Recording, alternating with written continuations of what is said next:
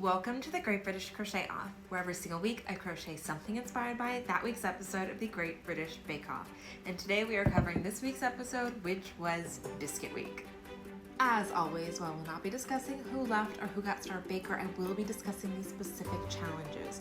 So if you don't even want that level of spoiler, you can hit this little bookmark button down here and save this until after you've watched this week's episode of the Great British Bake Off. Before we get to the challenges, my usual Biscuit Week disclaimer, I am just a silly American, so if I say the C word, cookie, I'm really sorry. I don't think I'll be saying it today. I don't think there's anything that will trigger that in me, but I do feel the need to apologize in advance. So first, for their signature, they had to make, I think it was a dozen Vietnamese whirl biscuits, which are like a really sandy melt in your mouth cookie that is sandwiched. I don't know if it's traditionally sandwiched with, I feel like it's jam and buttercream, but I could be wrong, but they're like a little buttery sandwich cookie. Next, for the technical, they had to make mint cream biscuits, which I don't know a thing like this in the US. I could be wrong. It almost looked like, so you have like a vanilla shortbread biscuit, and then you have like a creamy mint filling. I think they said they made it with chocolate and butter, like a buttery chocolate ganache that's minty. And then you enrobe the whole thing in chocolate. So kind of Oreo-y, kind of mint thin-y. They looked really good. If I ever see them at like World Market, I will try them. And then for their showstopper, they had to make a biscuit puppet theater.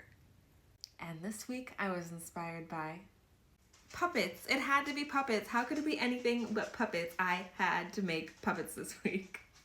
I actually had a really hard time this episode, not figuring out what I wanted to make because I knew I was going to make puppets, but kind of figuring out which bake I wanted to pull inspiration from. There were so many good ones. This is such a good crop of bakers. I really feel like they're getting better and better and better every single year. Because so I took pictures of like every single puppet theater illustration as it came up, just so I could like look back on them and figure out what I wanted to do. And so many of them, really good ideas, like great colors, great icing, like good job on everyone. But once again, I kind of looked at Sumaya's bake, which was this beautiful like dancing ballet moving puppet theater, and I knew what I had to make based on my audience being my children. So often my girls ask me what I'm crocheting and they ask if it's for them, and so often I have to say no, but this week I got to say yes.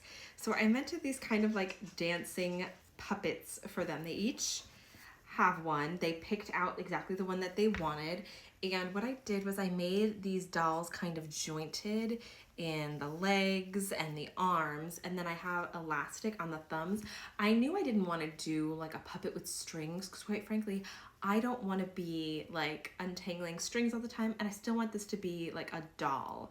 And so what you can do is you stick the doll's her little holders here on your thumbs, and you can make her dance. She can spin around, she can do kicks, she can do all sorts of things. And honestly, last night my girls were practicing with the first one that I had finished, and they were just holding them like this and dancing around the room with them. Already a huge hit. They are dying for me to finish filming this so they can have their princess puppet dolls back. I also bought more tulle to make more skirts for these because my girls like when there's things that they can like dress and redress and change the outfits of. So I'll probably make at least one more change of skirt because they're just on some elastic here. So yeah, I am very pleased with this week's creation. If you are interested in making one of your own, the Great British Bake Off technical version comes out a few days after this episode airs, and I cover all the behind the scenes, and I try and include as much of a pattern as I possibly can. So if people are interested in recreating these at home, they can.